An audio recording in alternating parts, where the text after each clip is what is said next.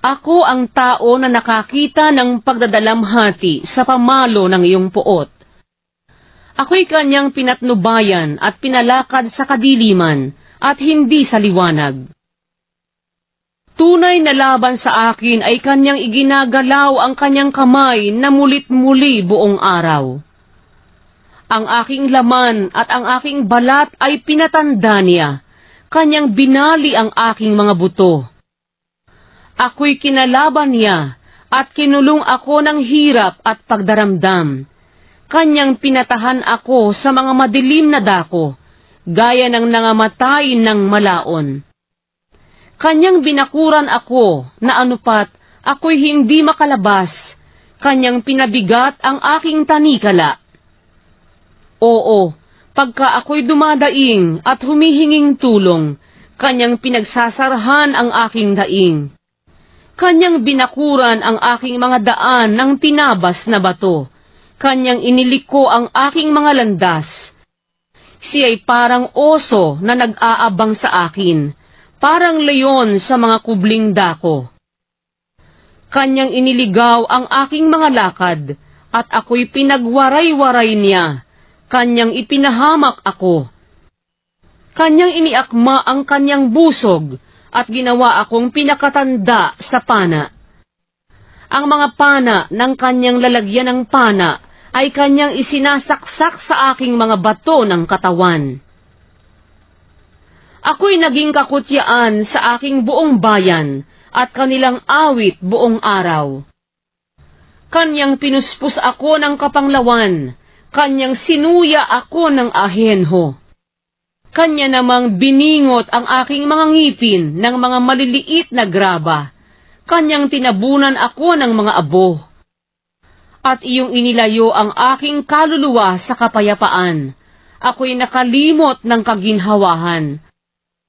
At aking sinabi, ang lakas ko'y nawala at ang aking pag-asa sa Panginoon. Alalahanin mo ang aking pagdadalamhati at ang aking karalitaan, ang ahenho at ng abdo. Ang kaluluwa ko'y naaalaala pa nila at napangumbaba sa loob ko. Ito ang ginugunita ko sa aking pag-iisip, kaya't may pag-asa ako. Sa mga kaawaan nga ng Panginoon ay hindi tayo nalipol, sapagkat ang kanyang mga habag ay hindi nauubos. Ang mga yaoy bago tuwing umaga, dakila ang inyong pagtatapat. Ang Panginoon ay aking bahagi, sabi ng aking kaluluwa, kaya't ako'y aasa sa Kanya. Ang Panginoon ay mabuti sa kanila na nangaghihintay sa Kanya, sa kaluluwa na humahanap sa Kanya. Mabuti nga na ang tao ay umasa at maghintay na tahimik sa pagliligtas ng Panginoon. Mabuti nga sa tao na magpasa ng pamatok sa kanyang kabataan. Maupo siyang mag-isa at tumahimik sapagkat kanyang iniyatang sa kanya. Sumubsob siya sa alabok, kung gayoy magkakaroon siya ng pag-asa. Ibigay niya ang kanyang pisngi sa sumasakit sa kanya. Mapuspos siya ng kadustaan. Sapagkat ang Panginoon ay hindi magtatakwil magpakailanman. Sapagkat bagaman siya'y nagpapapanglaw, gayon may magpapakita siya ng habag ayon sa kasaganaan ng kanyang mga kaawaan. Sapagkat siya'y hindi kusang dumadalamhati o nagpapapanglaw man sa mga anak ng mga tao. Nayapakan sa ilalim ng paa ang lahat ng bihag sa lupa. Nailiko ang matuwid ng tao sa harap ng mukha ng kataas-taasan. Nailigaw ang tao sa kaniyang usap, hindi kinalulugda ng Panginoon. Sino siya na nagsasabi at nangyayari kung hindi iniuutos ng Panginoon? Hindi baga sa bibig ng kataas-taasan nang gagaling ang masama't mabuti? Bakit dumadaing ang taong may buhay, ang tao dahil sa parusa sa kanyang mga kasalanan? Ating usisain at suriin ang ating mga lakad at manumbalik sa Panginoon. Igawad natin ang ating puso, sangpo ng ating mga kamay sa Diyos sa langit. Kami ay sumalangsang at nang himagsik, ikaw ay hindi nagpatawad. Tinakpan mo ang iyong sarili ng galit at hinabol mo kami. Ikaw ay pumatay, ikaw ay hindi naawa.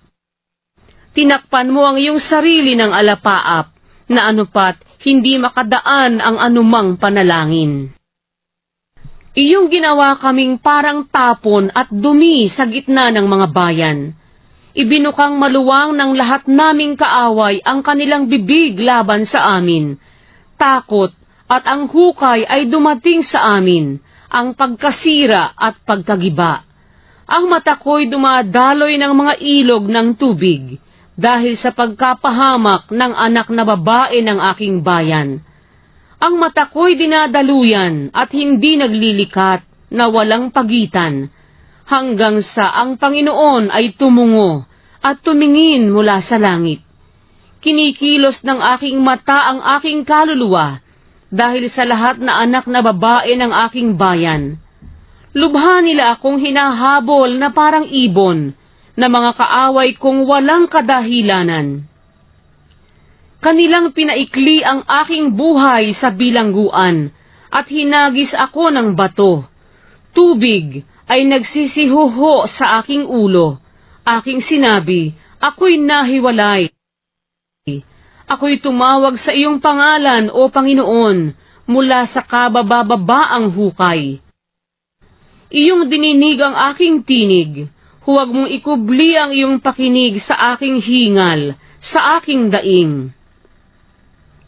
Ikaw ay lumapit sa araw na ako'y tumawag sa iyo. Iyong sinabi, huwag kang matakot. O Panginoon, iyong ipinagsanggalang ang mga usap ng aking kaluluwa. Iyong tinubos ang aking buhay. O Panginoon, iyong nakita ang aking pagkakamali. Hatulan mo ang aking usap. Iyong nakita ang lahat nilang panghihiganti at ang lahat nilang pasya laban sa akin. Iyong narinig ang kanilang pagduwahagi, O Panginoon, at lahat nilang pasya laban sa akin. Ang mga labi ng nagsisibangon laban sa akin, at ang kanilang pasya laban sa akin buong araw. Masdan mo ang kanilang pag-upo, at ang kanilang pagtayo, ako ang kanilang awit. Ikaw ay magbibigay sa kanila ng kagantihan, O Panginoon, ayon sa gawa ng kanilang mga kamay. Iyong papagmamatigasin ang kanilang puso, ang iyong sumpa sa kanila. Iyong hahabulin sila sa galit, at iyong lilipulin sila mula sa silong ng langit ng Panginoon.